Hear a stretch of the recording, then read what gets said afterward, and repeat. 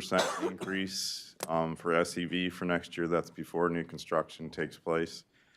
Just going over the numbers. The agricultural class went up more than normal this year.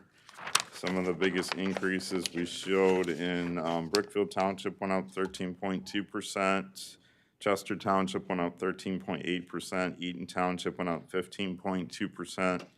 Calamo Township went up 10.2%. Roxanne Township went up 14%. Vermontville went up 10.6%. Walton Township went up 12.2%. Overall, the county was up 8.3%.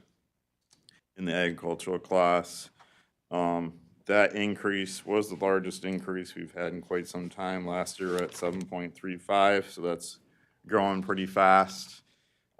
Basically because of the tillable ag land values have been going up quite a bit. We had a range of tillable land in the southwest part, which is usually the low end, around Bellevue, 4698, and the high end up by Sunfield was at 6102, so that was a pretty big increase. Also, the economic condition factors are continuing to rise because of residential values going up so fast, which has continued. And then looking at our appraisals that we did versus the actual sale prices, we were pretty close on our appraisals. We came at 48.73 per acre minus improvements versus the actual sales showed 48.78, so we were really close on that. So that was pretty impressive. Moving on to the residential class, which has gone up obviously the last few years quite substantially. We're showing a 6.76% increase in the residential class, which is not quite as fast as we've been showing the last 2 years, but it's still pretty substantial. The volume of sales has gone down quite a bit because of the rising interest rates, but we're continuing to see a growth, very strong growth trend because of the lack of listed properties on the market at this time. Biggest increases we had in the residential class were Bellevue Township 11.9%, Calamo Township was up 11.8%, Walton Township was up 10.7%, City of Olivet was up 18.7%, which is really high, but we didn't have very many sales over there. Overall, the increase was 6.76, as I stated, versus 10.6% last year, and 2022, 10.07. So we've had 3 years in a row of pretty substantial increases in the residential class. And volume of sales, as I stated, was down quite a bit, but we were exceptionally high the last few years in that class. Commercial class was up 3.39% this year, which was pretty consistent what we've been showing. That was versus a 4.45% increase last year. So it has slowed down a little bit, but it's still pretty consistent. We did show unusual amount of commercial sales in the rural areas this year. I've never seen so many. So some of the villages and rural townships, we had quite a few sales this year. And so that's why some of those values went up quite a bit in some of the rural areas. The industrial class has picked up. We're going up 5.48% in the industrial class. As you see in some of the cities, we had some pretty big increases in the industrial class this year. Lansing was up 9.4%. Olivet was up 11.1%. Potterville was up 12.3%. The city of Lansing's got a fairly large industrial class with GM and some of the suppliers over there. Part of that was the consumers project over there, which was purchased the land for development. That hasn't been developed, but the sale price was pretty high on that. So 5.48% was a little bit higher than last year's 5.3%. So that was, the industrial market seems to be quite strong still. Developmental, the only thing we have left is in Delta, just a few parcels that haven't been split up yet. That was mostly flat this year versus a large increase of 8.21% in the previous year. So that concludes my report. Is there any questions about this report? I would ask generally, this is weighed against the CPI in terms of increases the following year. Do we have an idea of what the CPI will be this cycle, or is it just too early to tell? Yeah, we just found out it's 3.1% for next year, so it has gone down. So even though the values are going up pretty substantially, the inflation has started to trend down pretty fast versus the 5% and more that we've been averaging. So we're going to end up probably with again, a widening spread between the taxable and the real, true values? Yeah, the true cash. Yep. So we'll have a pretty big spread that'll continue because the values. So things are beginning out of whack again, is what we're doing, sort of. Yeah, but it does give us a good cushion for budget purposes, so I think that's good. Because if we potentially had any flattening or a downturn in the market, the taxable values would continue to go up. Well, and that's what killed us back in the day of the downturn. It's a very slow recovery. And so. And to be honest, it's been really difficult to budget, what our projected revenues are gonna be because of the inflation factor changing so fast. Another question, when you go to the overall average, and I assume that the 6.31, that's a weighted average, right? For between all the classes? That's correct. Okay. That's a weighted average. Thank you. Obviously, the residential class is the biggest by far, and that continues to be the case with it growing so fast. I would anticipate by next year, we won't see the really large increases in the residential class. I think we're probably getting pretty close to where the market should be. We will see some increases, but it definitely won't be 10% in the future. Commissioner Augustine? Thank you, Mr. Chair. Yeah, Tim, it was referenced earlier in discussion, the negative effects of Headley to our revenues. Do you know off the top of your head what that number is? I believe the impact of the Headley rollback is about 1.4 million. Okay, that's what I was thinking. It was closer to 2 million than 4 million. Yeah. Okay. But I mean, if you Add all the other, add all the previous Right. years, obviously, that's pretty large. sure, yeah, absolutely. Okay, thank you, appreciate it. And then also with the lower 3.1 number, there's about a chance of a Headley rollback in the future. Any other questions for Tim? Okay, thank you. Thank you.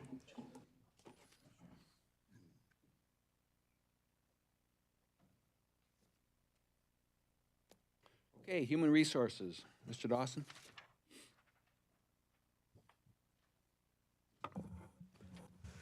Good morning, everybody. Let me get situated. All right. So I know there was a lot of discussion around position update process for Ways and Means Committee at our November 8th, 2024 meeting. Then again, briefly, it was touched on at the special meeting on December 13th. However, based on discussions with legal counsel and conversations with Ways and Means Chair Blake Mulder and Board Chairperson Jim Mott, we're updating the process for how we do those position approvals to more accurately reflect how that process should work when evaluating positions in elected offices. So the distinction being just freezing a position apart from giving a set target or an amount to cut an elected office in the middle of a budget cycle can create complications. So with existing case law, it's recommended rather than freeze positions as they come up, if the Board of Commissioners determines reductions must be made, they provide those numbers to the elected offices and then they evaluate how to implement them. So we updated this so that it's a little easier to flow with that process. So if there's a change in position because of a vacated role, retirement, promotion, et cetera, and it's an elected office, it's in blue, and it says elected update. The field remains the same, and it's structured this way, and then we still have the recommended positions at the bottom, and that would be for any department that's run by the Board of Commissioners and reports directly to the Controller's office. Those will still go through the normal recommendation process. So I welcome questions on that, or I can do a quick summary of what the position outlook looks like with what's there. Just to clarify, Ben, what you're saying from a practical standpoint for this committee going forward is that this committee will have the opportunity to approve filling positions only in the case of it not being an elected official's office? Correct. And then through the budget process, this body can redo the position allocation list. And so at that time, it's open because you're doing the budget. But from when the budget's approved, it's kind of, you've set that elected official's budget. So changes in between should be directed to them, and then they can come back and tell you where they want to make. So it's basically giving the elected officials more control over their office by telling them, you know, we're not telling you you can't have this position, we're just telling you you have to amend your budget to a certain dollar amount, and you can do that in however way you see fit. Correct. All right, I support this. I think if legally it works, I think it makes sense to give our elected officials some autonomy within their offices. I think this is a good change in my mind, as I sit here right now. Thank you. Well, and for practical reasons, it was so easy for us to say, I want a hiring freeze. But the realistic reasons, that just doesn't work. And especially when you're dealing with other elected offices. And I think this is I hate diluting the power of the commission, but it really doesn't dilute the power. It just requires that they take a little longer look at positions in the overall budget. So they need, the legislative body needs to be more, they need to put a little more time and thought into the budgetary end of it when they're allocating positions. So, you know, sometimes we just take what everybody gives us and we go with it, and that's what the positions are gonna be, and I think more time needs to be spent in that particular area while you're budgeting. And I personally spend time in that area, but I'm not sure everybody really looks at the positions that are being allocated when we're going through the budget. It's like near the back of the whole budget. It's at the last page almost. And actually because salaries and payroll is such a large portion of our budget, it just needs to be given more attention. Yes, Commissioner Augustine. Well, I just want to clarify, unless I missed something, I just want to be clear. I don't think anybody at this committee I think we discouraged the idea of a flat-out freeze. That was never the intention. It was just more of we want to take a deeper look at some of these positions, have a little bit more information. You can't just approve them because they've always been filled. And that, at least from my perspective, that's what I got from the committee last time. So again, I just want to be, unless somebody else had a different opinion, but I guess it doesn't matter at this point anyways. But just, again, I think this board is more than willing to try to keep this county going the best that we can under the new circumstances we face. So we just have to be very thoughtful, and the next board has to be very thoughtful about every decision they make. So, but I fully support the idea of giving the elected officials the autonomy that they've earned and they deserve in their offices. And I'd only add, if an elected official brought a new position request forward, that would be very different, so you would all be able to evaluate that the same way. And historically, because the recommendations were usually often just put through, there was really never a need to have a distinction with how we reported this. So this is a good structure for the next board as they have to evaluate the positions, kind of how you were talking about. So I'll do a quick summary. We have filled 5 positions. There are 2 that we're recommending due to separations, promotions, and retirements. Elected offices had 10 position changes. Openings occur due to promotion, separations, and retirements. Within the controller's realm, we have 2 positions that are there. We are recommending 1, the public safety telecommunicator position. Director Cunningham's here to speak to it, but I would just say 911 has to go through a pretty vigorous process to do background checks and to have all these approvals in place. So if Kelly, if you wanted to come up and share, but that would be one that our office is recommending. I'll move the recommendation. Support. You can still talk if you want to, Kelly, but not too much. Yeah, so I won't go over my whole spiel, but basically, I have 16 dispatchers, telecommunicators, 6 supervisors. It takes 6 to 9 months to get one trained, and we have 1 vacancy right now. And forward thinking, we have a supervisor that's retiring at the end of May, and then I also have a dispatcher that is possibly going to the police academy in the spring. So that would be 2 vacancies, and if we keep waiting, then we're going to find ourselves in a staffing crisis. We're to the point right now where there's very little overtime for FMLA, military leave, because we can cover each other. But if it starts declining between retirements, I also have someone in the military that informed me he could possibly be deployed in the spring, so that right there is 3 people, and this one vacancy would be 4. So, and out of 16 dispatchers, 4 is a big difference, so. I think that highlights the reason that, you know, we would never do an actual freeze, because there are situations where it's just prudent to hire and train and prepare for what's inevitable. So, Thank you. thank you, Kelly. It's been moved for the positions. Was it seconded? Questions or comments? Yes, Commissioner Lawson-Heiser. Vacation for the new report and the next board, I guess. Is it just recommended that the motion happen just like it happened here, or is it more of a, are we accepting the report or the recommendations? I guess, I like the format. Does the motion have to change into the future? I don't believe so. I think just as long, because the only actionable piece is the. The recommended, authorizing yeah. Within the controller and the board's control, yeah. Got it. So I think as long as we cover that, we should be good. Sounds good. And I would note, we do have 10 cadets that are now in field training, so they're transitioning coming up in December. And we've had these discussions at meetings throughout the county, but it was a lot of work to get all of these folks into the academy to get grants, and it represents a huge investment of time and a huge opportunity. And I'm sure it will come up later as we talk about public safety, but when they complete field training, we'll be at the highest staffing levels we've been at for 3 years plus.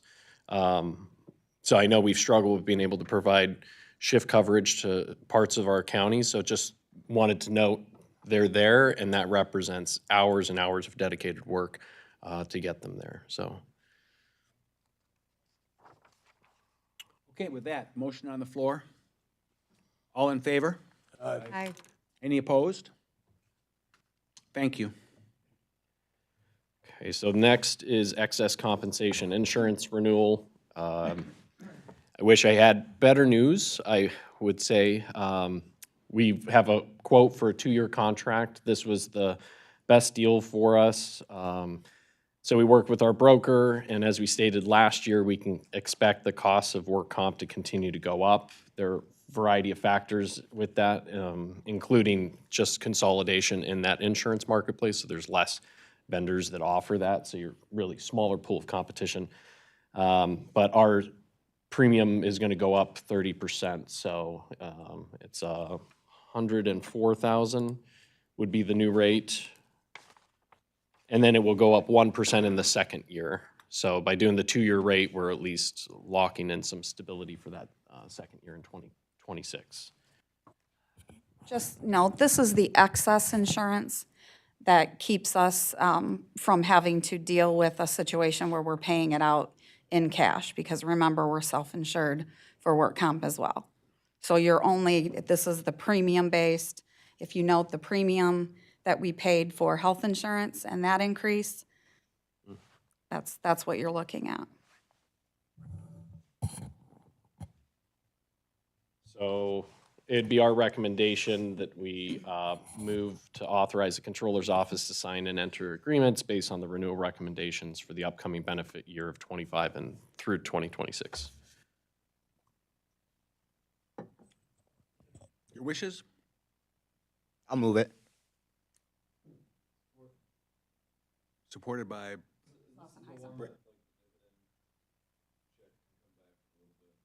No, that's the MMRMA liability. okay, Commissioner Brailer. Are we doing this for 1 year or 2? I thought you said you had a 2-year contract. All right, well, so far the motion was just for 25, 26. So we're talking about through 25 through 27. Oh, I was talking, because we renew it, I don't think it's on fiscal years, I think it's on calendar years, but sorry. Well, I mean, are we doing? My motion was for the full 2-year contract. Let me clarify. I move that we accept or that we enter into the 2-year agreement. And the support was in favor of that also? Okay. Okay, Commissioner Augustine. Just a quick question. Ben, you said you did send this out for bid, so we got a couple of different looks at this. This wasn't just our usual that we typically use? Yeah, so it's not like the same bid that we did with the health insurance, but every year when we work with Fred with this group, he goes out and tries to get bids. I can get copies of what we got back, but No, I don't need a copy. I just wanted to make sure that we checked it out on the marketplace and not just, okay, yeah. thank you. All those in favor? Aye. Opposed? Thank you. Next is short-term disability rate. As is the case with the county short-term disability plan, we typically propose an increase in the maximum benefit equal to the cost of living adjustment. So for this last year, that was a 5%. So based on last year's claims, we would estimate that the 5% would equal about $3,200 of an increased cost in the next year. So it's not significant, but at the same time, for anybody that has to be on short-term disability, it can make a difference for the household. So we're requesting Ways and Means to make a motion authorizing our office to update the weekly rate cap for the disability benefits for the year of 2025 by 5%. I make a motion, we accept the 5% on the short-term disability. Support. Moved by Pearl Wright, supported by Brailer. Any questions or comments? All in favor? Aye. Any opposed? Thank you. And that completes my report, but I'll be around. Thank you, Ben. Finance. Good morning. So I will start with our audit corrective action plan update. We are steadily progressing through audit items in preparation for the auditors to actually come in-house, which they typically do in early January. We are working right now on our CFA, which is our federal fund awarding reporting. We are analyzing things as we go, and we've been pulled away in a lot of different directions this last month, so, but we are actively working on this. Now, our health insurance report. Before you, you see I have the whole fiscal year of 23-24, and that is including all audit-related journal entries, as well as October's information. So you'll see we did end with a fund balance of about $145,000. That does include the transfer from the American Rescue Act Plan Act funds interest of $185,000. I did move the full amount for that because that represents such a small amount when you look at monthly claims. This doesn't even cover, the residual does not even cover a single month worth of claims. The year-end changes, we did receive our quarterly settlement as well. That was about $330,000. Total adjustments for fiscal year end was just under $300,000 between our accrued but not reported and other changes. So, yes, sir. Yeah, just a quick question. You said that, so the money we moved into the health insurance fund, correct me if I'm wrong, it was interest from ARPA funds. Correct. So it's eligible to be used for anything then? Correct. All right, my question was gonna be, could we still move ARPA funds in there if there's a surplus, then it questions the eligibility, but that is irrelevant, so, okay, thank you. My question's a little more technical, or maybe more technical, but. What does that mean? Yeah, you've got the final report for December the 31st, and we're not there yet. How does that work? It's not the final report for December 31st. It's the final report for fiscal year year. 23-24. When actually our insurance coverage goes until December the 31st, so it's not. Correct. So they don't jive. Correct. So that's why you see reported on their two sets of totals, one that is fiscal year totals and then another that is calendar year totals. So our real loss, or our real, even though at our fiscal year, we ended up with positive balance. I guess that's the one that matters. That's what goes in the budget, right? That is what's in the budget, and that's what is in the audit. I guess the most important reason why we would keep track of the calendar year information is because the rates change on a calendar year basis, and they update our budget numbers on a calendar year basis, not on a fiscal year basis. Okay, I got it. All right, any other questions about healthcare? Thank you. All right, and I will move on to our American Rescue Plan Act Fund update. You have a report of what we have spent and allocated through the end of September 2024.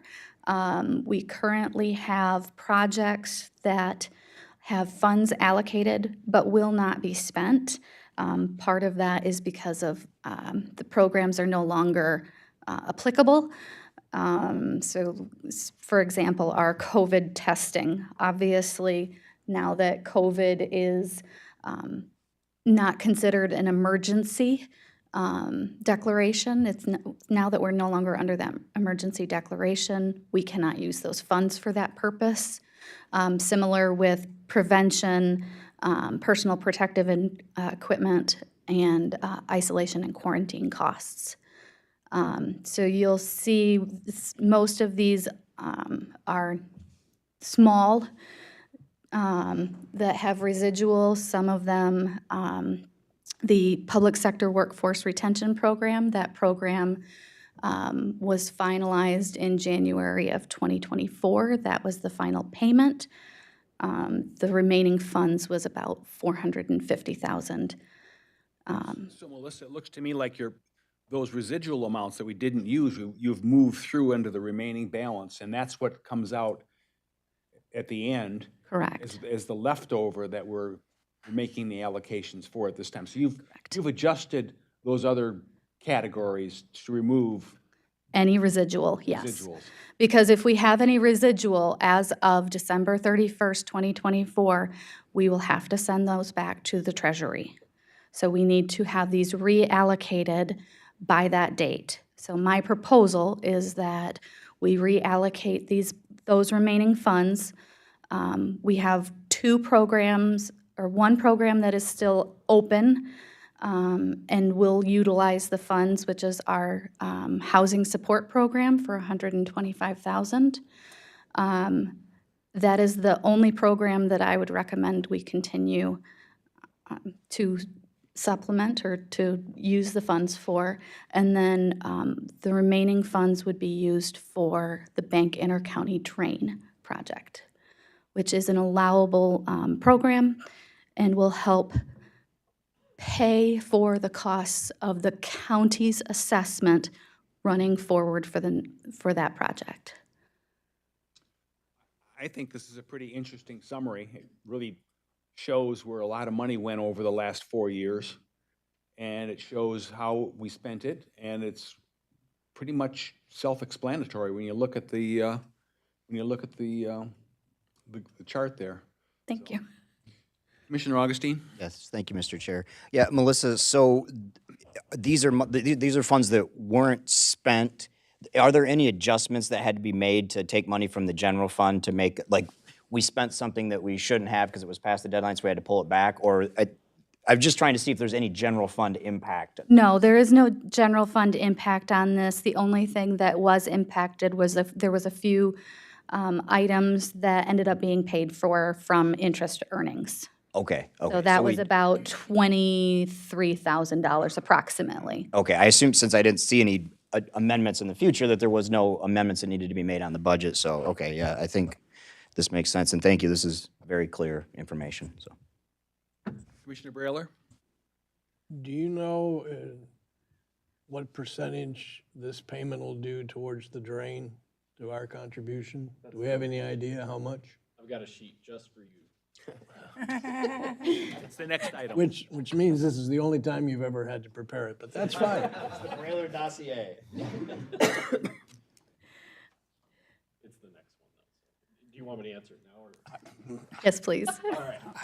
Whatever makes you all happy. I mean, I guess I'm getting an answer, so I'm patient. I'm a patient man. Commissioner Purwhite.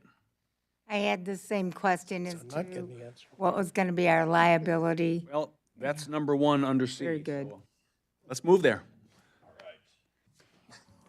Thanks, Melissa. So then this next piece, and I can't stress enough, this is an internal estimate only. So a number of factors go into trying to determine bond debt, right? But we know the number of years, we know roughly what the project's gonna be. But things that could change is the apportionment process. I ran it as 5% to Ingham County, 95 to us. It may end up being higher, 97 to, we won't know until they finish the apportionment, which I believe is gonna be in February, March of next year. The other thing is the cost for bonding and what interest rates are at the time we go to market. And then sometimes the bonds are not structured with simple interest. It's like you have one rate for 10 years and the second rate for the remaining 20. Anyway, all of that aside, this is just an estimate to show you what the effect of this, plus the 5 million in state grant funding we got, had, not just for us, but for every municipality within Eaton County that's part of this drainage district. So to answer Joe's question, oh, 1 second, Yeah. am I missing the document in here? In there. Is that why the screen keeps going all over the place? I'm just trying to get you busy. That's all. maybe go to the third one.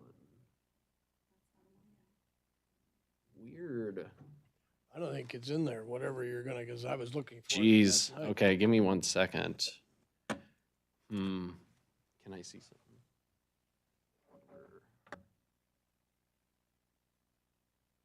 In the meantime, Connie, there's a number, and it's a number that is gonna be to the benefit of the citizens in Eaton County. And we don't know exactly what the number is because of the variables. But would you just, in more of a broad swoop, tell us what it does for us and what the benefits are? So the first thing related to the money that we were awarded from the state, which is 5 million in funding, that will come off the very top of the project. So then the assessments would be run after that amount is added. What we're proposing on the county side is, So that part is beneficial to every To the citizen, residents, every yes. property owner that's in the drain district. correct. Their assessment will be decreased by the proportionate amount. And it also benefits the Delta Township, the Road Commission, and the county's assessments going largest- forward. Who are the largest payers in the entire district? Okay. Yes, and then the other part of it that we're talking about related to the ARPA funds will be on the construction costs that the county, that for the drain project, that will alleviate the portion that the county has to pay in its assessment only. So that will only impact our funding. So we pay roughly, over the last several years, we were paying for 100,000, 500,000, we're up to 7. Between 700,000 and 800,000 for the drain That's- at large assessment. That's what's in the budget for 24, 25. Those are the existing drains at this time. Adding this drain would add an annual cost that would come from the general fund.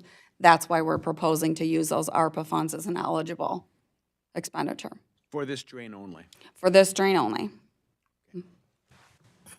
Commissioner Augustine? Yeah, just curious, so the way that, and I'm not a drain expert by any means, but my understanding is that typically people make payments over time and they have to pay interest. Do we, as a county government, do we have to pay interest as well if we make payments over time? So is the idea to pay this ahead, basically make a big lump sum payment so that we don't have to pay that interest going forward too? Yes, and it will be done via utilization of the construction. So we'll take it off the top, but it'll be the construction costs so that it's applicable to the ARPA funds. So we're not actually paying our assessment, our invoice for assessment. We're actually putting it to a direct expenditure, correct? Correct. And in addition, by doing it this way, it impacts not only the county, but it impacts all of the residents as well because there will be less borrowing costs. Yeah, because you're basically taking it off the top as opposed to paying the premium. Okay. to a certain degree. to a certain degree. Not like the 5 million grant that's taking it. I got you. Correct. Yeah, so I'll do, so the 5 million, we estimate saved Eaton County an annual payment, $26,110. Road Commission has the same distribution as we do, so the same savings was felt by them. We estimate the savings to Delta Township at $77,249. That's an annual reduction because of the 5 million off the top. And then for residents, as that gets dispersed, would be $179,526 a year. So the work that our office did, the letters of support you all wrote, and coordinating with different groups, that paid off. So this is a good example of what Eaton County can do when we're able to proactively go after problems that our communities face. So the next piece, if we do the annual pre-bonding payment, we estimate that will reduce our payment on this drain by $219,654 annually for the 30-year term of the bond. So the interest savings because of the grant for us, we estimate at $381,926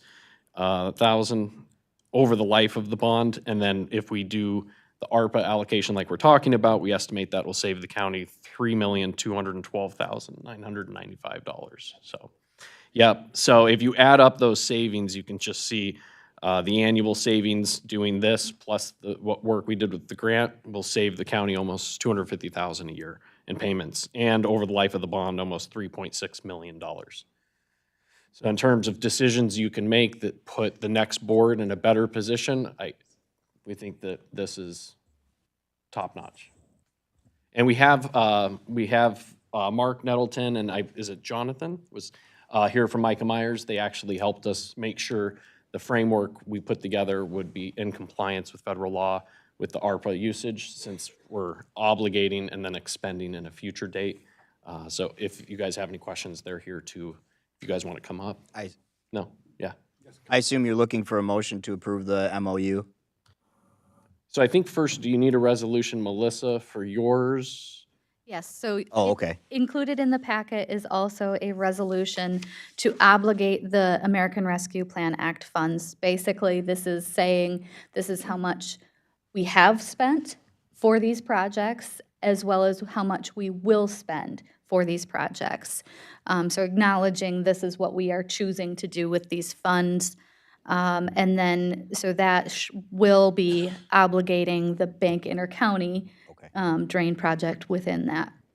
So then, in addition to that, then the resolution for the MOU. So it's obligating us to this payment, and we no longer, in the future, can change it, right?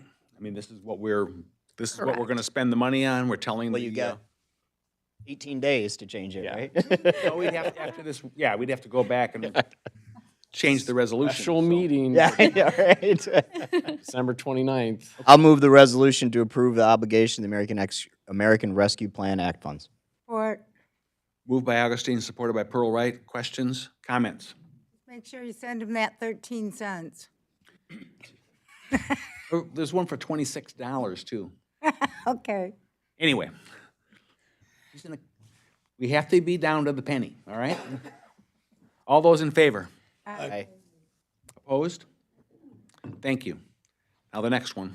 So then the next one would be the framework, if you guys want to come up in case they have any questions. So the obligating, we just did. Now to truly obligate the funds, we have to enter into an agreement. So if you want to maybe articulate just the difference between a board action versus like an actual agreement in hand, MOU, yeah.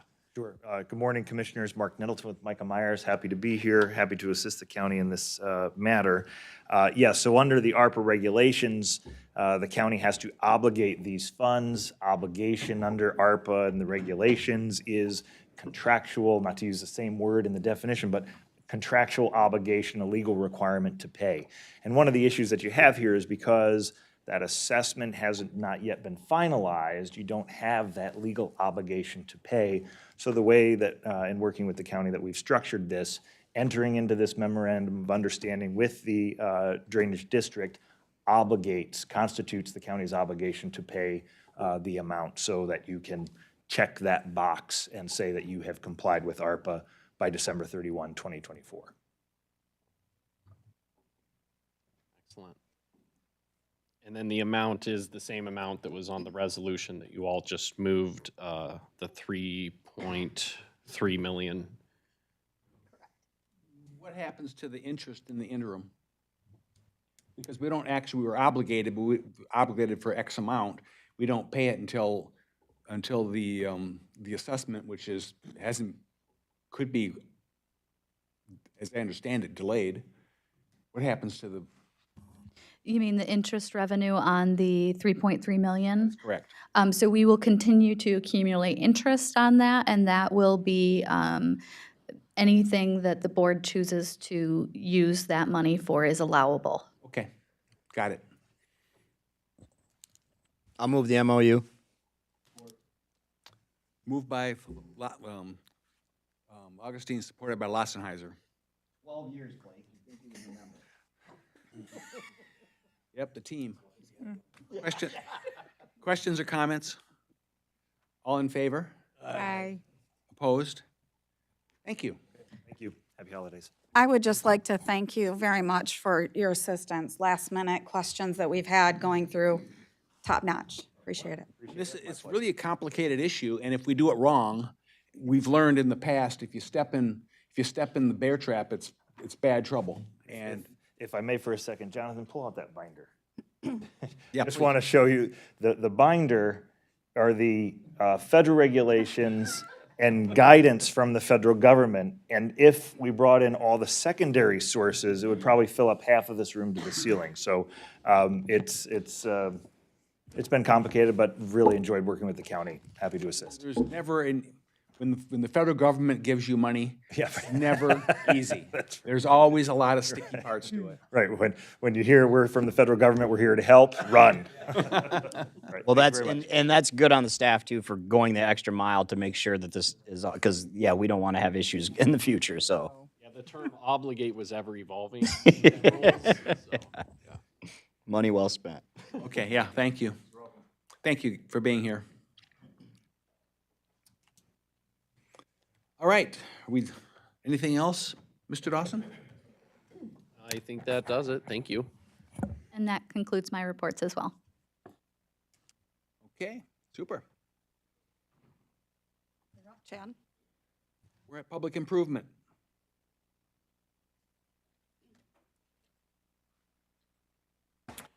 Good morning. Not a whole lot to report this month from my end. I think I reported last month that the youth facility expansion is complete, and most of the punch list items have been addressed. The contractors have moved out, and we've got our certificate of occupancy. So everything has passed through everything as far as that goes. About the step 2 of that, we were going to move the youth into the new area, and then we were going to do a little bit of work on the old area, get it back up to snuff. That's all been completed. Yep. Oh, Yep. okay, good. Other than that, we're working on our smaller internal and preventive maintenance projects that were budgeted for '25. So, any questions? I would just like to note the comparison of what you're looking at between last year's amounts that were allocated for the purchase of materials and whatnot for projects versus what we approved in the budget. So when we created the capital improvement plan and worked on that, we were unable to ask this body to approve it, given the fact that there were no projects that we could fund for this current budget year. Chairman. Commissioner Augustine? Yeah, just to follow up on that, I mean, essentially what that means is that as the next board looks at potentially making some changes to the budget, likely not going to come from public improvement because we didn't budget a whole lot for public improvement, correct? We didn't.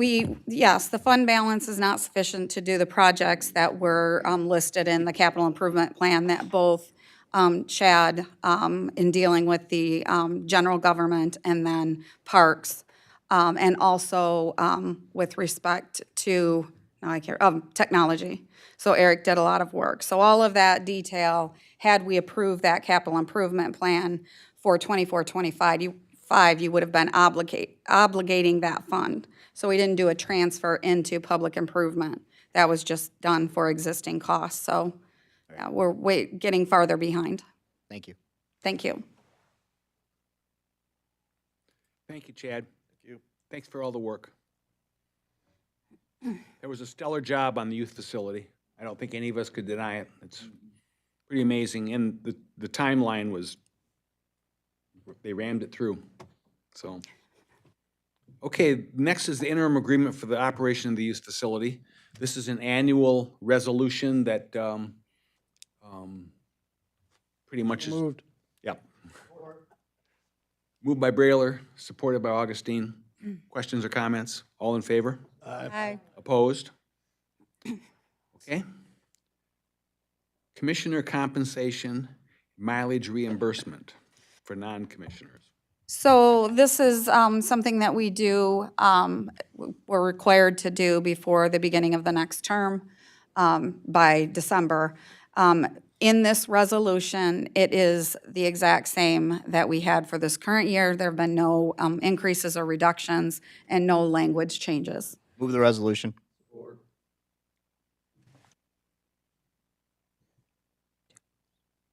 On the mileage part, I'm just looking through it. Does it just says the IRS allowed mileage? Is that what it is? So there's allowed mileage when you're attending your meetings here. It's taxed if you're attending a meeting for a committee that you're appointed to, say that's in Lansing, then that is not taxable income. Okay. Does that? All right. Been moved and supported. All in, yes, Commissioner Hurlwright. I would like to go on record that when Commissioner Brailer was chair back in the downturn in 2008, there was a reduction to your 5% reduction to the base salary, that has never been reinstated. And prior to that, the base salary had been set prior to the 2008 rate that we decreased as a board. I think it was 1987. So the base salary is set at 5% less than it was when it was originally established decades ago. So there is no increase involved, as Controller Sobey said. But I did want people to know that the commissioners that come here are definitely public service. When we pass this, I thought this one goes to the full board, or does not? We'll go to the full board, So correct? we're moving this on to the full board. Correct. Okay. When do we set, I have another question. When do we set our actual elected official? The elected officials' salaries are set with the adoption of the budget. That has to be done before November. Okay. So those are done in September and Okay. are included in the packet under the position allocation list.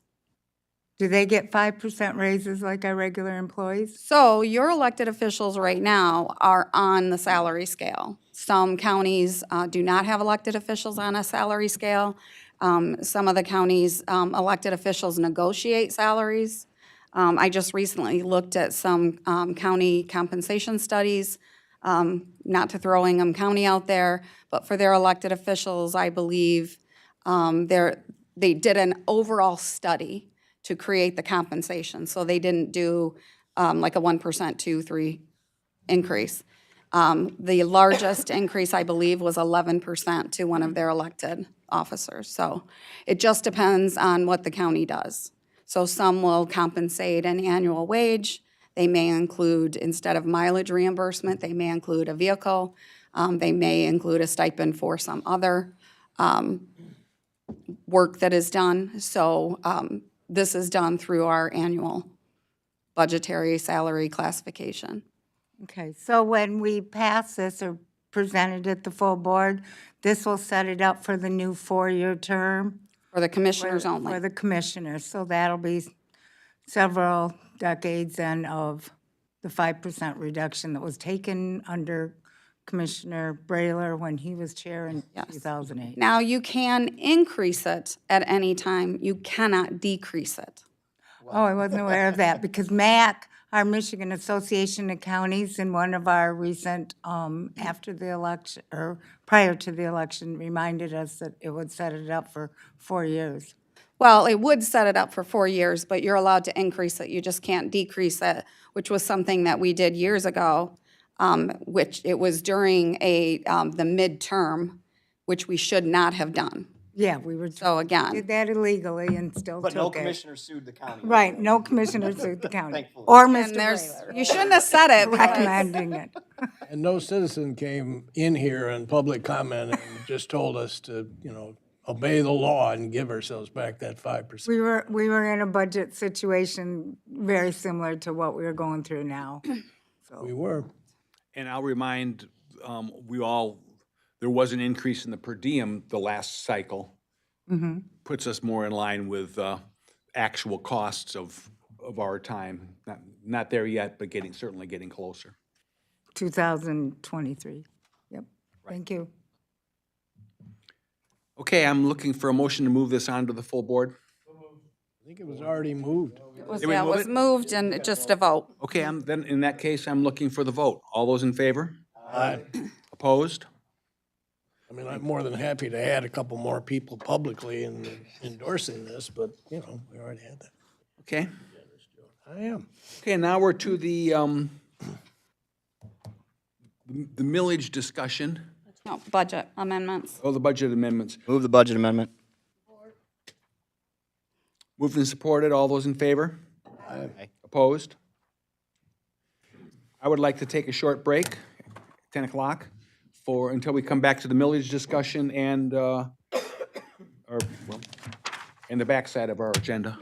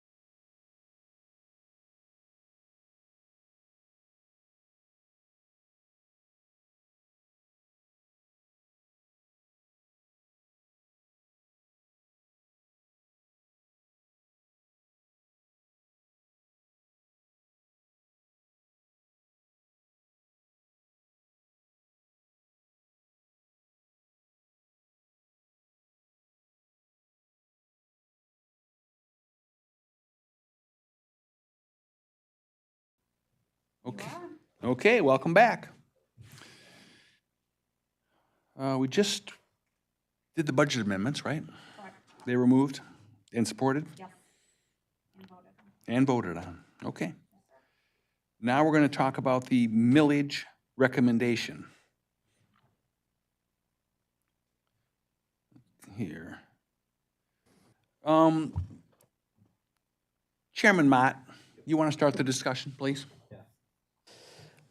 So we brought this up because I strongly feel that we need to go back to the public and be more direct, more precise on what we're asking. I know the millage that was before the people in November was close. If there would have been, I think about 1.5% or so the other way, it would have been a little different. We've been looking at things a little differently, but unfortunately, that didn't happen. And as was stated earlier, that language on that was very vague to a lot of people. I had, especially, my family members and friends, they're asking me, what's this all about? And because, we dealt with it all the time, every day, and we knew exactly what it meant for us. But once I explained it to them, they're like, oh, okay. Well, vast public didn't have that, opportunity to, or they did, but I guess, to ask someone in the know that's on the inside and knows what that language meant. So it was very difficult, and there was a lot of uphill battles. That wasn't just that one. There were some other uphill battles to that too. So I feel that we need to go out to the public and ask precisely what we need here and in this time around for public safety, and it's dedicated for public safety. And they'll be able to understand it a little more. And if this time they decide that still don't want to do it, then, we got a clear message. But I almost understand on the other side that it feels maybe rushed, feels a little soon. But the longer we wait here, the deeper hole that we're going to be in. We already have people that are ready to leave, and in each department. And it's creating already a very stressful situation for the remaining employees. And the longer we wait, the deeper the hole will be, and the more difficult it will be, and more costly it will be to fill those positions. And like was stated earlier, we have 10 trainees in the pipeline, and that's huge. We may never have that again. We may never have that opportunity to get those positions filled and have the sheriff's department full strength. And I'd hate to see all of that energy and time wasted and have them, go someplace else. And so I feel very strongly that this is the time. We actually don't have a lot of time if we're going to put it on the May ballot, and that's what this is calling for. The filing has to be February 14th, I believe, or 15th, somewhere around in there. So it's either this month or next month. And because we've been dealing with this shortfall, this board has for years, in my opinion, it's our responsibility to make that decision, to make that vote. And I don't feel it's right to put it on the new board because 6 of them, will be new. And they really won't have an idea what we've been dealing with or the depth of, the complexities of this. So that's where I stand, and I hope, this board takes a strong look in favor of this dedicated public safety millage. Thank you. My position is, I indicated that I was not interested in telling the new board what they were supposed to do and making policy for them. But given the timing, I do understand the complexity and the problem. And given that the chairman is requesting that we consider this, I guess I'm inclined to say that we should send it off to the new board, or send it off to the current board at the next Wednesday to have a final decision on it. We're the step, basically, before we send it to the full board next Wednesday. And, I'm in favor of sending it to that board and letting the decision happen. What do you all think? Commissioner Augustine? Thank you, Mr. Chair. I just want to say a couple things about this. I don't think that, I'm not going to really debate the merits of this public safety millage proposal. I understand and completely agree with pretty much everything that Chairman Mott said. The one disagreement I have is that I feel that it's not our responsibility at this point. We gave it what we thought was the best shot, what we thought made the most sense. And I think there's a lot, to me, if I were going to vote on this, I would have a lot of questions as to what it looks like after this resolution or after this millage if it were to pass. We were told, and I believe, and we told the voters that we absolutely needed 3 mills, and that's why we went with that dollar amount. So I assume if we're going for 2 mills, then there's got to be cuts still to make up for the other shortfall. So I think there has to be or should be a lot of discussion around what that looks like, and I think that goes to the effectiveness of how this millage would be sold to the public and explained to the public. I think they will probably have some questions, and quite honestly, if this millage does get on the ballot, it's very possible that I could support it personally when it gets on the ballot. I just feel that this current board, there's 6 of us that have 18 days left, and I have been under the opinion that we should not hamstring the next board by decisions that we made. This vote will take place during their time, their term on the board. And so, I mean, they're going to be asked to sell it to their residents too. I think it's going to be difficult, especially in May. I have questions about how this, even if this were the right solution, which I think that it could potentially be at least a solution, I think there's a lot more questions that need to be asked in order to make it something that we feel that we can explain to the voters and to ultimately to pass, because that's my other concern, is that I'm not sure that going right back out in May with very low voter turnout is going to be the best way to do it. I think some people think that it might work. I'm not certain. And I think that those are the discussions that really need to be vetted out, in my opinion. So that's why ultimately I won't be supporting this. Again, not that I wouldn't necessarily support the concept once it were vetted, but I think there's just a lot of questions, and I feel like it is a little rushed. I get why. I mean, I understand it. I've had lots of conversations with Chairman Mott, with Commissioner Mulder, Commissioner Brailer, and staff about this. It's not something that I take lightly. It's just, this is just how I feel about this particular resolution in front of us at this time, so that's why I will be voting no. Commissioner Rogers?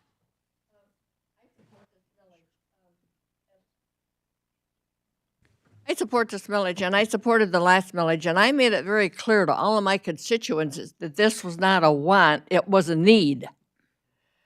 But I don't know if they really got the message, and, but at all of the meetings that I attended I have the 3 jurisdictions, and they all knew exactly where I stood and why I stood there. And I was very disappointed in that it was turned down. And I want to thank Delta Township for recognizing the need of the county.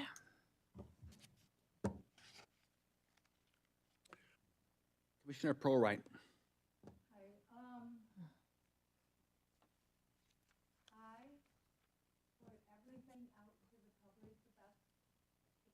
That I knew how to get the information on the last vote on what we presented to the public. Delta Township did pass it, as well as City of Grand Ledge, as well as 2 out of 3 Windsor precincts, and 1 precinct in rural Eaton Rapids. So I'm going to vote no. I am very much in favor of continuing with the sheriff to provide services in Delta Township.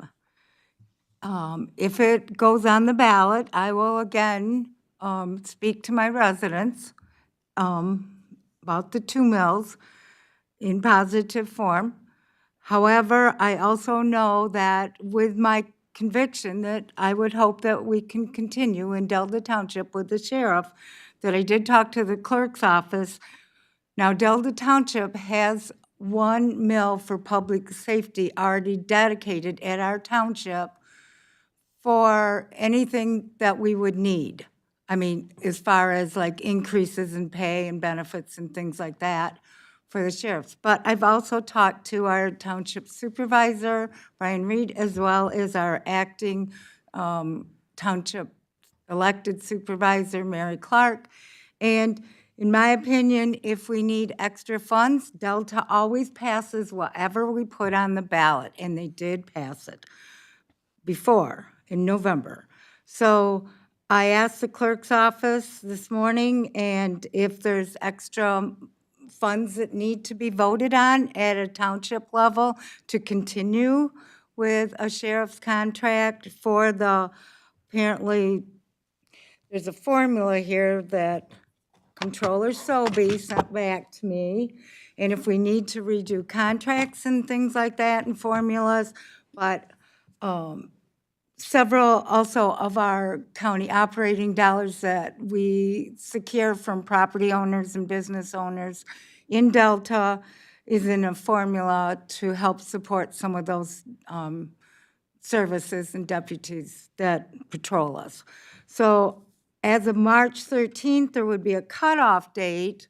Should it fail in May, we possibly could look at a different time, maybe in August in Delta. But I would be talking to the Delta officials, and I would hope that there's some serious dialogue as to what really is needed, and it broken down as far as even technology time that was brought up, prosecuting time for cases, things like that. All this needs to be broken down so that I think Delta Township residents understand a new contract and how it was formed. So I would hope that that happens. So right now, I'm going to vote down and say no on 2 mills and see where it goes in May. Okay. We don't have a motion yet. Maybe you want to make the motion. I thought you opened it up for discussion. I did. Okay. But I figure we can, go ahead, Commissioner Lawson-Heiser. Well, so we can continue with conversation. I will vote, or I will move this resolution to go on to the full board. Okay, moved and supported. We'll continue discussion. I would like to offer an opportunity for the sheriff to add some points. This is, it affects his department in a great way, and I think he should have an opinion. Thank you, Chairman Mulder. This financial deficit that this county is dealing with today was not brewed overnight. This has been years and years and years. For this board not to take action now on this proposal makes no sense. You are here, you could have created this whole thing, or fixed this whole thing years ago, but it wasn't fixed. We're in this problem now.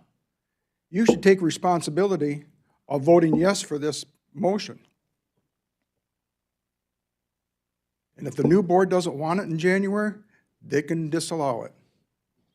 But you have a responsibility being on the board now.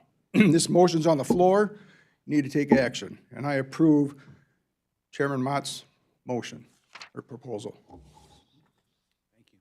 You want to say anything, Doug? Since you're on the resolution.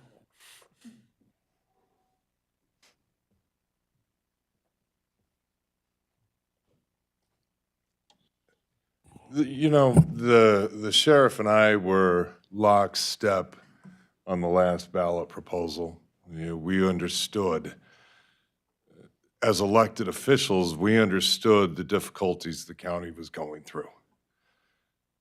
I'm bothered when you've sat on the board since 2005 to all of a sudden say that you no longer will support things that occur just because they're up in Delta Township. Some of Delta Township passed. There were 2 districts that did not pass in Delta Township. There were other areas as well that did not pass on that other ballot proposal. I will say that there were people who spoke, and there were people who didn't speak in regards to this ballot proposal. And I blame everyone who did not speak out in regards to that previous ballot proposal failing. But I will tell you this, that my chief assistant and I have spent the last 2 or 3 weeks determining how we are going to deal with my office. So when you talk about, well, these things aren't important, well, they will become important to your citizens, because I am going to have to make the determination of what cases I can prosecute and what cases I can't. Because I only have so many people and I only have so much time. And just as the other 33 departments, I have been working my individuals to the bone. They work more than 40 hours a week for 40 hours pay. And if it wasn't important enough to you, or it wasn't important enough to the citizens, then why am I requesting that they do that? This ballot proposal allows us to actually fund the sheriff. Because see, I question if you want to somehow create the Delta Township contract to bring them fully staffed, well, that's great, except where are those officers going to take their cases to? Because I'm not going to have the manpower or the man hours to handle all of those cases. But on the flip side, if we don't, then we end up with situations that we have now. MSP, in a news article, made the statement that they would be happy to cover the deficits that the sheriff could not provide. But yet, just as late as yesterday, there was a news article that when Eaton Rapids ran into a difficult situations with 2 co-defendants, Ingham County Sheriff's Department had to show up because MSP was nowhere to be found. That's where we're at with our county, is that we're now relying on outside county agencies to come in and help us. So I'm thankful for the Eaton Rapids officers that they had that backup from Ingham County. But they only had to do that because the sheriff doesn't have the ability to fully fund his office. This proposal, from my limited understanding of it, allows road patrol to be fully funded. It allows my office to have the staffing required to actually prosecute these cases. And it allows the inclusions of such things as IT, which we all have to admit nothing will move if we don't have IT and the court's abilities to help with that as well. So yes, I will be supporting it. I will expect all of you, whether you're here or not, to support it, because all of you are a part of why we sit here today. And so we all take responsibility to move forward and make sure that this county is actually the place we actually want to live. Thank you, Chairman. Thank you. The motion on the floor is for the resolution, which will in fact move the resolution to the full board on Wednesday. Commissioner Brailer?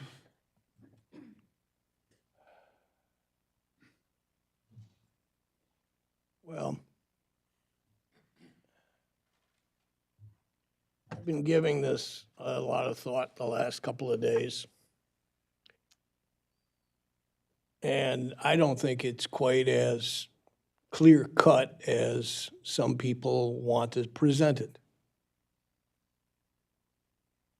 My problem with this, and I don't know exactly how I'm going to vote. I came here this morning. I was interested in hearing what other people had to say. I'm somewhat troubled that the only person who's going to be back next year who has spoken up is the chairman. The only other people, well, actually, I'm wrong. Commissioner Pearl-Wright's going to be back too. So those are 2 people. 6 of us are not coming back. And so far, I've heard from 3 of them. All 6 of us are here in the room.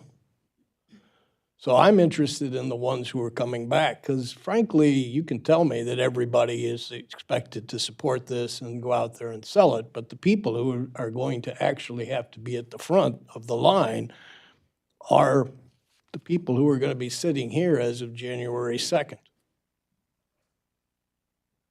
And I don't know the 6 people coming on, how they feel about it one way or the other. One of the concerns that we had the last time was that we needed all 15 commissioners to support it.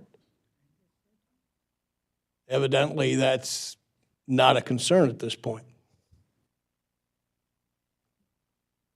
I understand, probably better than most people in this room, the gravity of the problem, because I started talking about how we needed to find more income years ago. So the idea that somehow I should hold my head in shame, quite frankly, offends me. I think my instincts tell me, and I've been in politics, and I've run campaigns, and I've been a candidate for a long time, that this is a mistake on a number of levels. It is a suggestion that this is for public safety. There's been an assertion made this morning that it will cover the sheriff's department. It will not cover the sheriff's department. There will need to be additional monies given to the sheriff's department from the general fund. If this was all the sheriff's department got, that would be one thing. It's not. And quite frankly, there are a lot of departments here. And there are a lot of employees here who aren't in the sheriff's department and aren't in the prosecutor's department and aren't in IT. Evidently, we're not going to do anything for them with this unless we're going to use this to backfill the sheriff's department and take money that would have come from the general fund and use it for other concerns. I saw on Fox 47 the other night, our assistant controller saying that we had something like $5 million in infrastructure costs coming down the pike over the next 5 years. Okay? This doesn't address that. You're telling the voter that this is going to go to public safety and they're going to have road patrol. I don't know if that means the sheriff is going to need additional people than the FTEs that have already been approved. I don't know how that's going to work out. I don't know how you're going to define road patrol. My biggest concern, quite frankly, other than the fact that I'm not sure you're being terribly honest with the voters with the way this is set up, is that you want to do this in May of 2025. Who do you think is going to vote in May of 2025? There is nothing else on the ballot. As a political person, I look at that and I say the only people I'm afraid who are going to be energized to vote are the ones who are going to oppose it. Now, the sheriff went out, the prosecutor went out, other people went out, staff spent countless hours going to meetings and providing information, and it failed. And I'm pretty sure, given the meetings that I went to, that some of the out-county meetings, the same things that were stressed at the meetings I was at, were stressed there, which was public safety. Now, either the people decided that they weren't interested, or they didn't believe us that there was a problem. You're going to go back in basically 6 months where nothing has happened. It's business as usual because we have a budget for 24 and 25, or 25 and 26.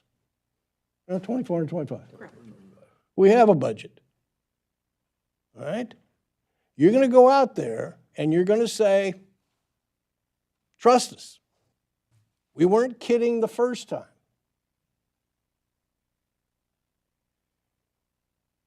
My other concern, quite frankly, is this is not enough.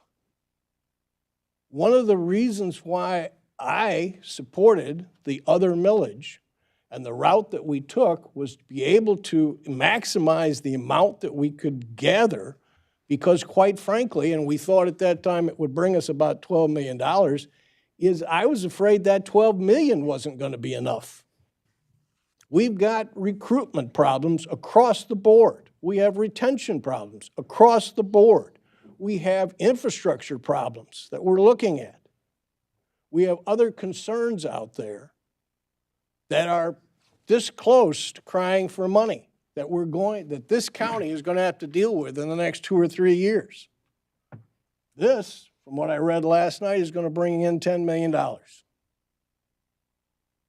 I don't think that's going to be, the gentleman who spoke earlier this morning talked about putting us on a financial footing, a solid footing for 5 years. I don't think this does that, quite frankly.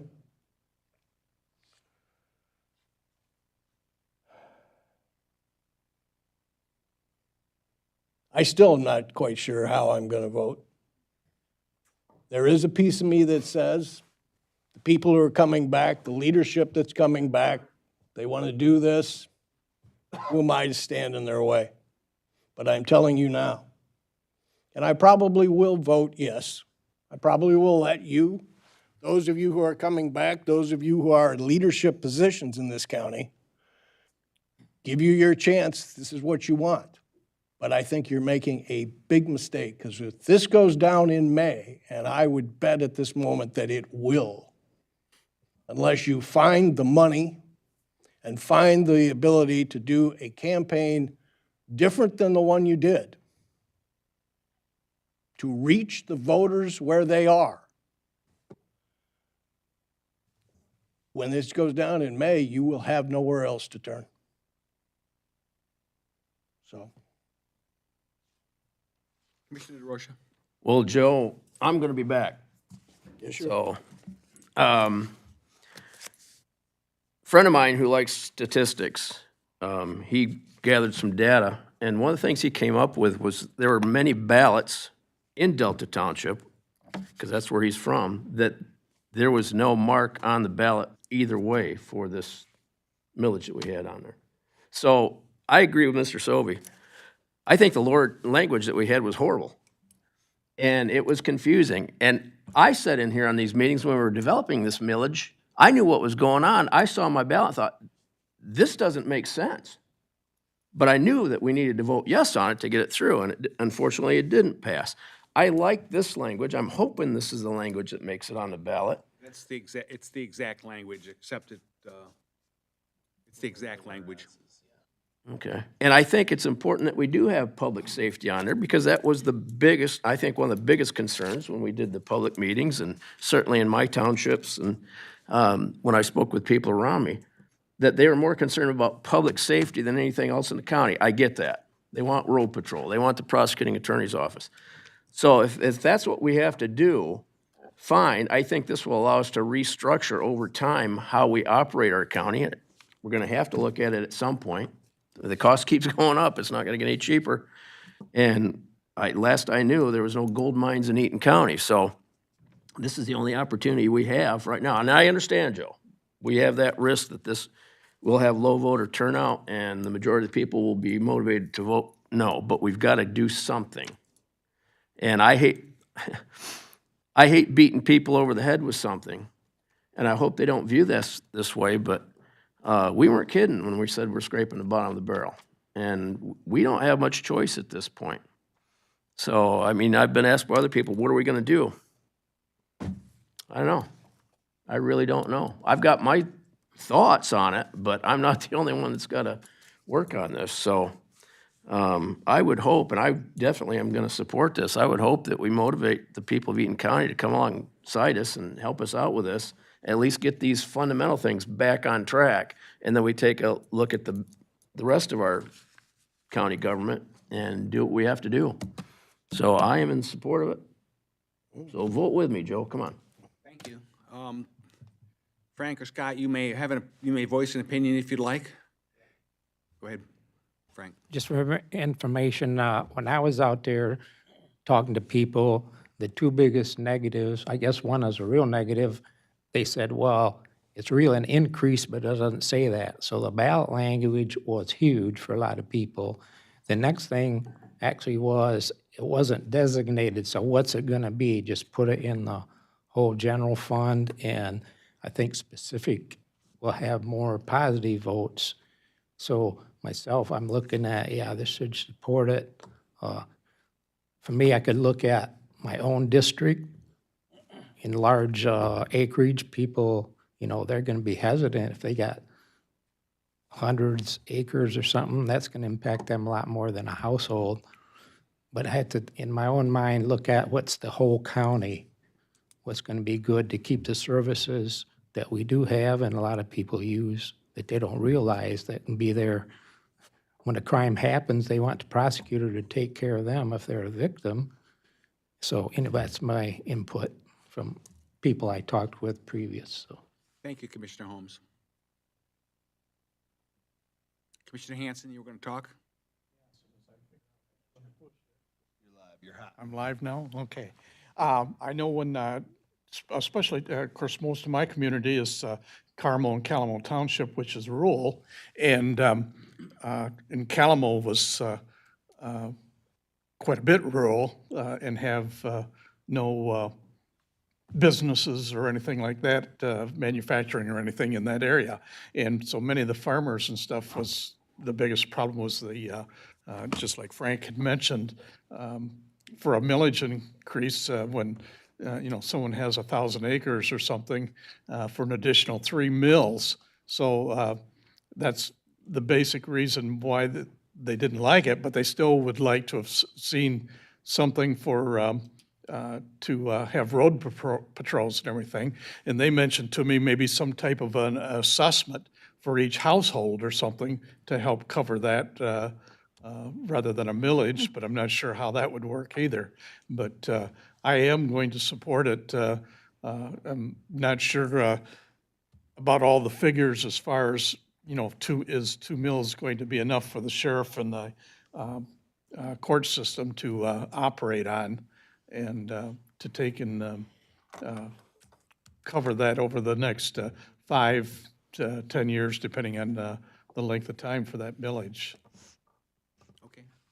Yeah, thank you. And obviously, this amount won't cover even the existing public safety portion of our budget, but it'll certainly supplement it. So, okay, I'll look for a vote, and this vote would move this resolution onto the full board on Wednesday night. I think I can use a voice vote. All those in favor? Aye. Opposed? No. No. Thank you. All right, next. Miscellaneous, anything? No, none. Bills? Latzenheiser? Sorry. Oh, yeah, we need to pay the bills. We really should. I'll move that. Support. Latzenheiser and DeRosa? No, I was earmarked for that. Okay, the next is the controller evaluation. That's a duty that I have annually. Excuse me. Oh, we didn't vote on the bills? I can't pay them. We're just moving them to full board anyway. All those in favor? Aye. Opposed? Move down to the full board. Annually, I do the head of the chair of the Ways and Means does the evaluation for the controller. And I have my draft written. If anybody wants to whisper in my ear and add their thoughts, I'm happy to take that into consideration.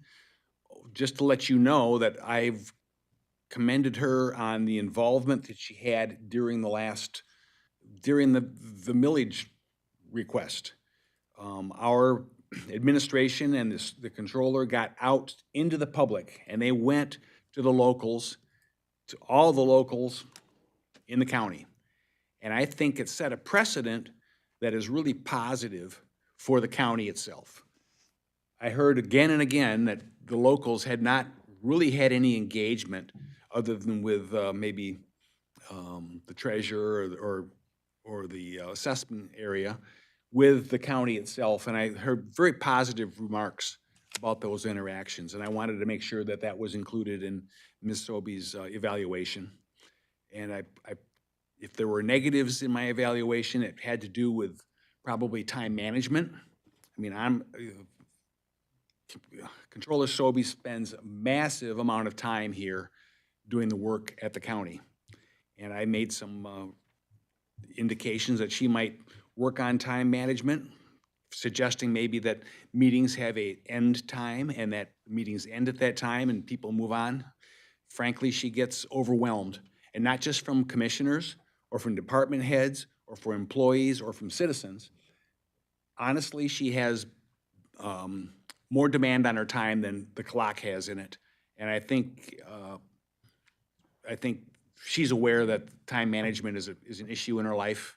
And that's one of the things that I wanted to comment on, and not in a negative or positive way, but I think it's an area that she needs to work on. Just don't feel. You want me to go home? You've already put in your 40 hours this week? More than that, but that's okay. I know that. Got that done in the first 3 days or 2 days. I know that. I know that, Connie. So anyway, I'll be taking care of that in the upcoming days. Now is the next opportunity for limited public comment.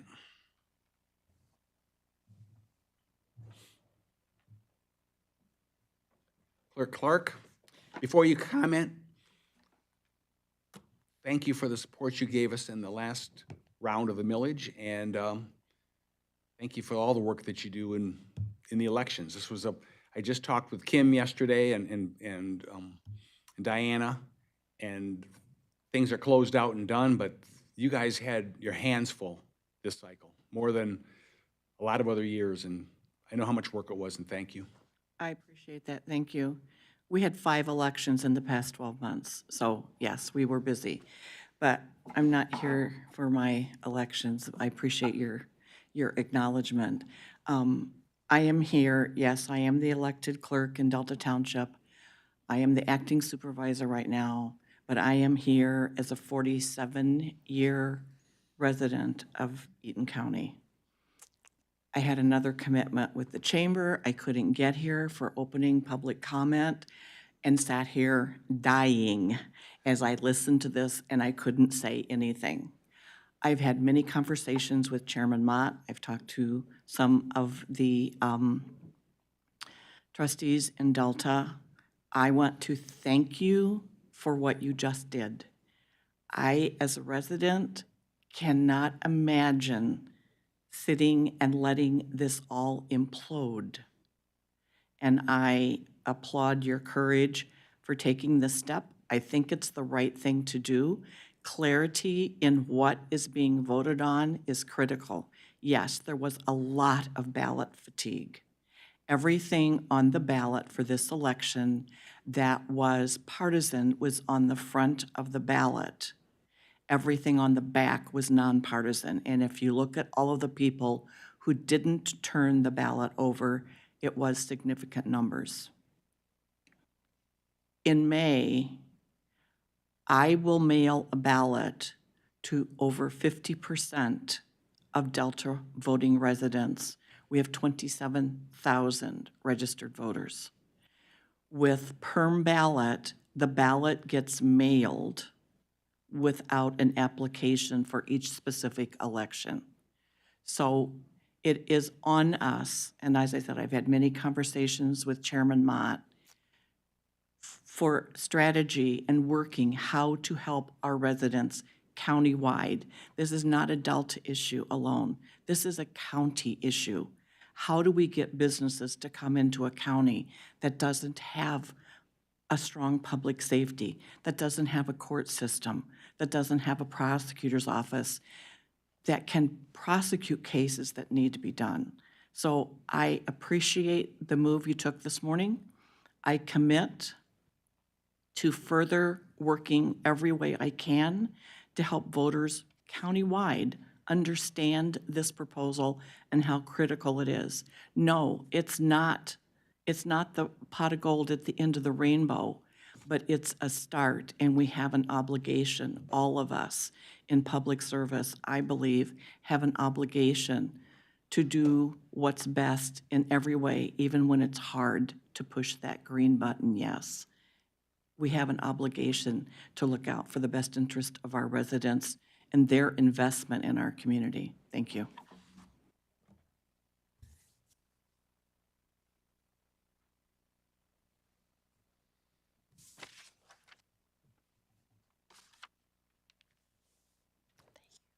Anyone else?